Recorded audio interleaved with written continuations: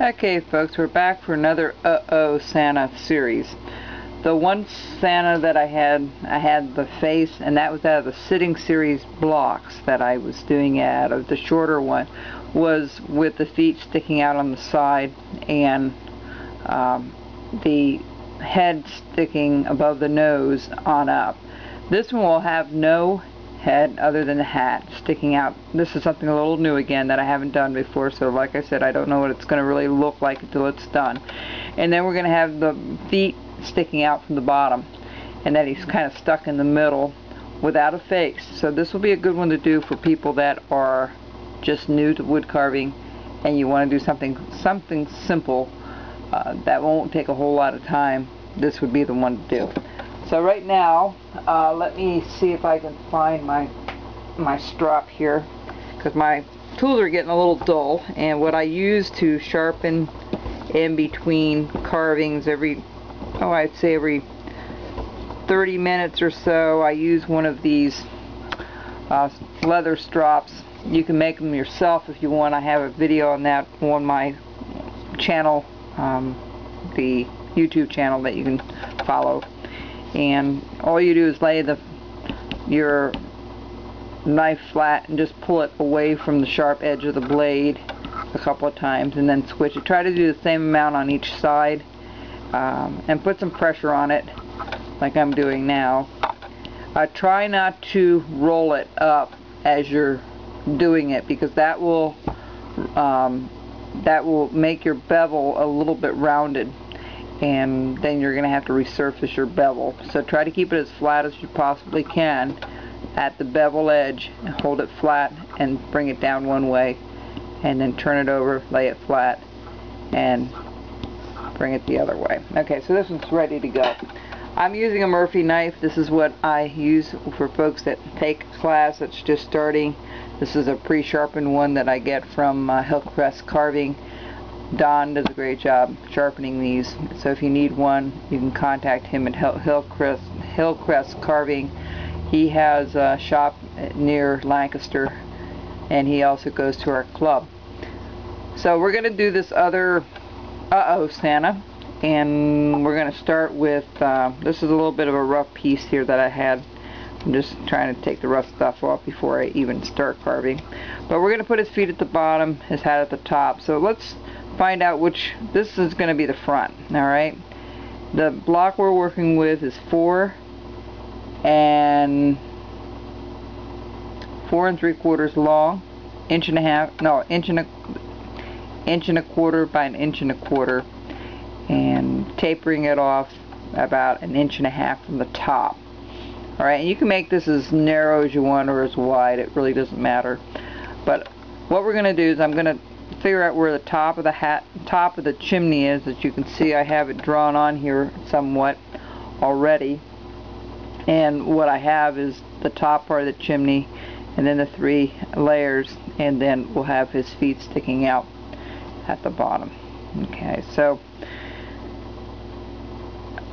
let's start. I was going to do these corners, and again, you would just do a little bit of a stop cut, and we're going to just distinguish where they are. Okay, so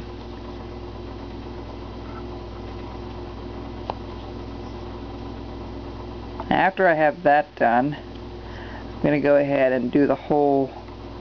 Like I said before, I use my knife, the flat part and the straight part of my knife, to kind of guide it where it has to go, and kind of make a little line there, so that we can just take the tip of the knife, bring it down, and cut it. Alright.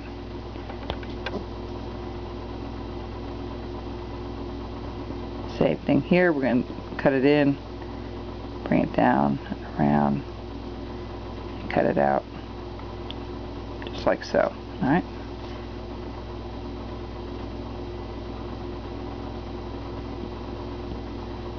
Same thing with this one, and I try to get the corners very close to where that blade should be. It makes those lines nice and crisp.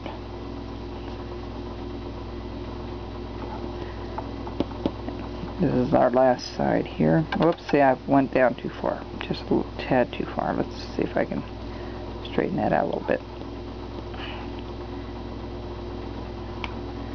Okay, so that's the top of our hat. Now I'm going to try to bring this down a little bit. We're going to do this.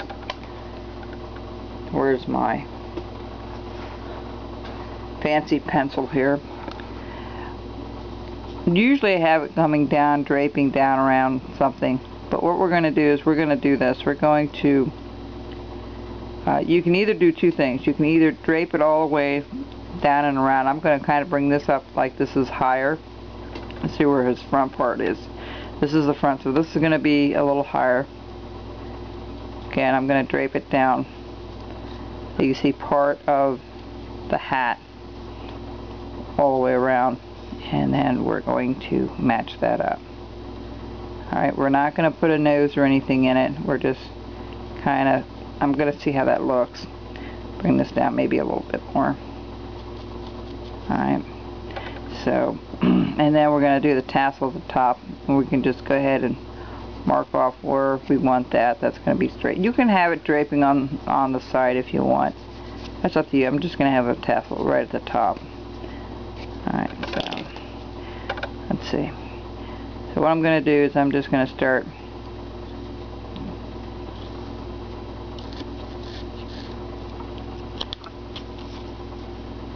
I'm going to go to each corner and I'm going to sweep that out first.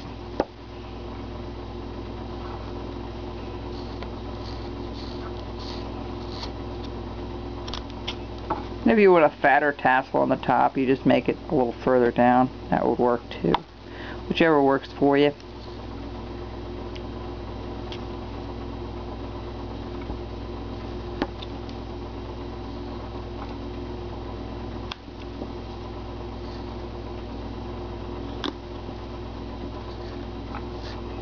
And what I'm doing here is what they call a stop cut.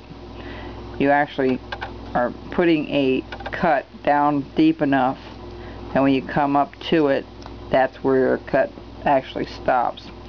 We'll use a lot of stop cuts when you carve. They're very handy, and it prevents.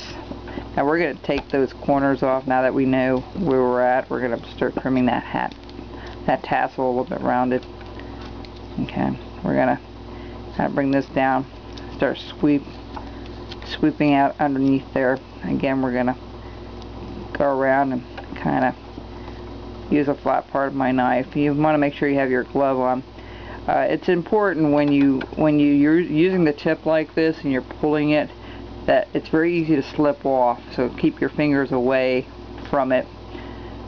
If you have a carving glove, that's great. I would highly recommend that for everybody and anybody if you're carving. I don't use one often, and I'm going to admit I don't.